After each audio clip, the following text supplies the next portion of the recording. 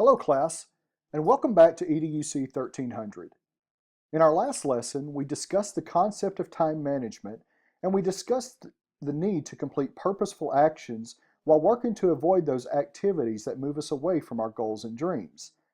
In this lesson, we will discuss how we developed our concept of time, and we'll talk about tools we can utilize to help us complete purposeful actions in our lives.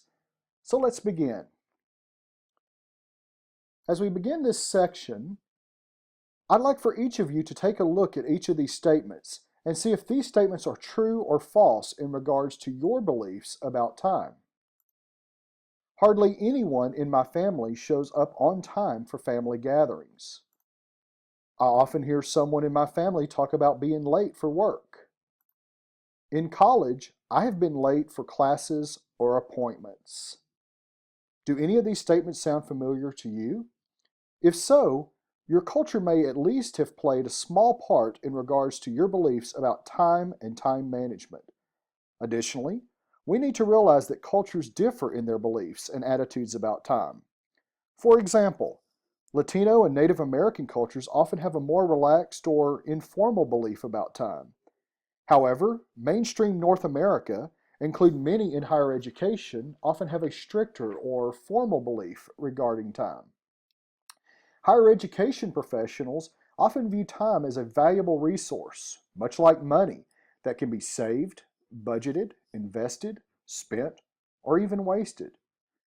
So what do you do if your beliefs about time clash with those beliefs of another culture, say those of higher education?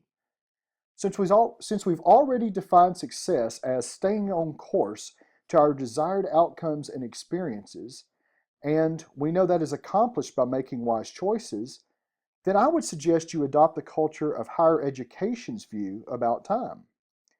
Thus, while you're in college, the wise choice is to assume that your instructors take a serious view of time-sensitive choices, such as attending class, completing homework by the deadline, and keeping appointments.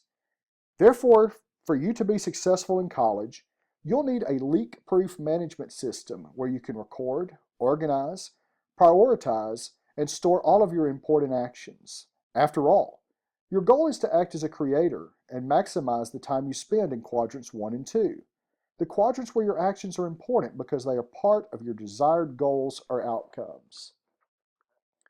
With that in mind, let's take a look at some of the time management tools you can use to create a leak-proof self-management system and discuss how these tools can help you stay on course to your goals and dreams. The first tool is a monthly calendar.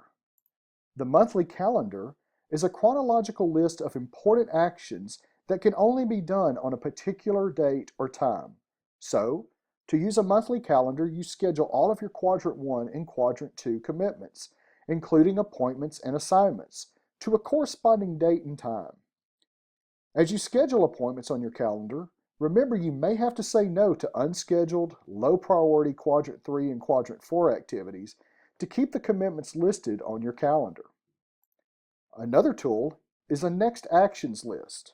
Simply put, some important actions don't need to happen on a specific day. They just need to be done as soon as possible. Therefore, a next actions list is a list of important tasks that need to be done as soon as possible. In its simplest terms, a next actions list allows you to record everything you need to do next and work on those tasks as time allows, as opposed to a calendar where you schedule your actions to occur on a particular day and time. Simply put, when you have some free time, you turn to your next actions list, and it will highlight Quadrant 1 or Quadrant 2 activities you need to complete. So you'll be able to use your time wisely instead of wasting time doing unimportant tasks. Yet another time management tool you could utilize to create a leak-proof self-management system is a tracking form. A tracking form is a list of important actions that need to be done numerous times to achieve a goal.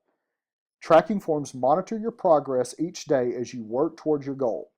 A tracking form is also ideal for helping you plan and take actions that will help you succeed in a challenging course.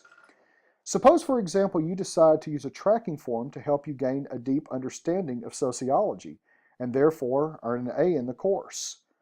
One of the actions you may want to complete may include reading the textbook 1 or more hours a day.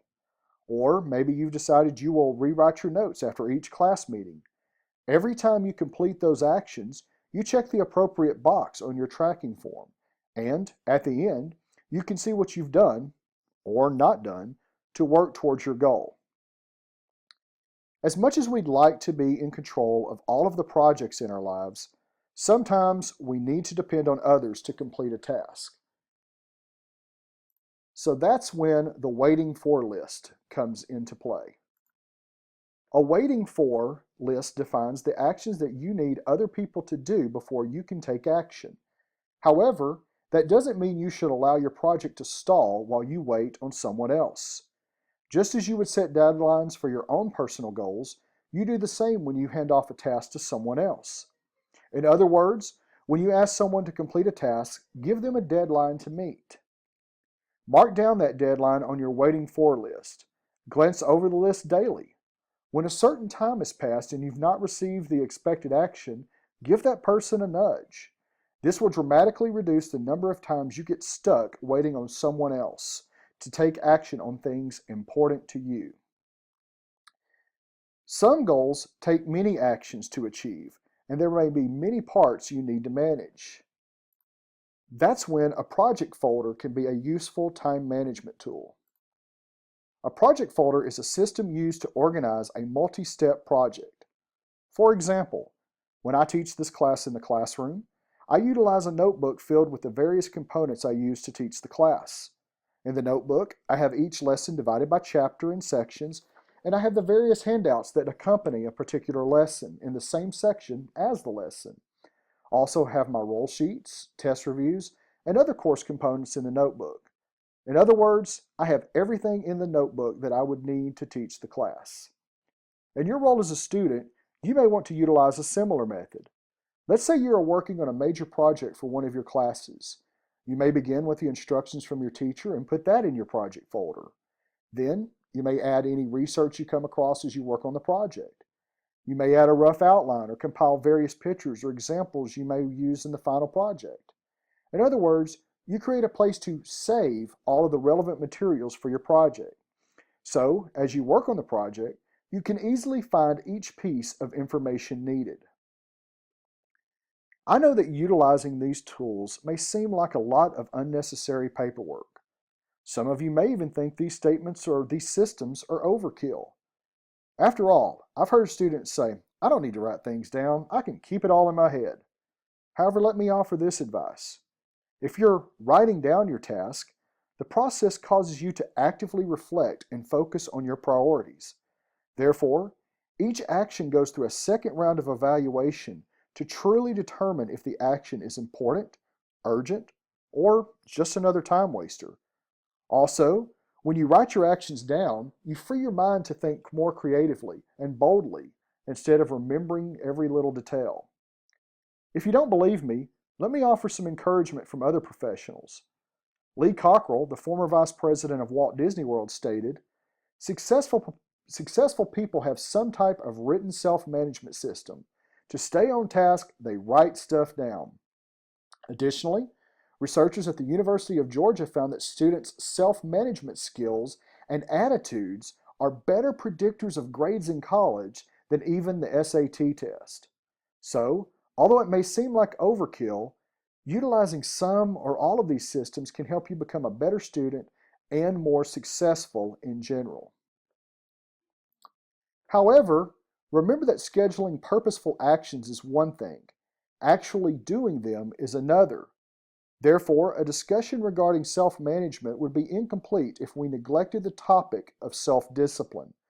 After all, success requires self-discipline, or the willingness to do whatever has to be done, whether you feel like it or not, until you reach your goals and dreams.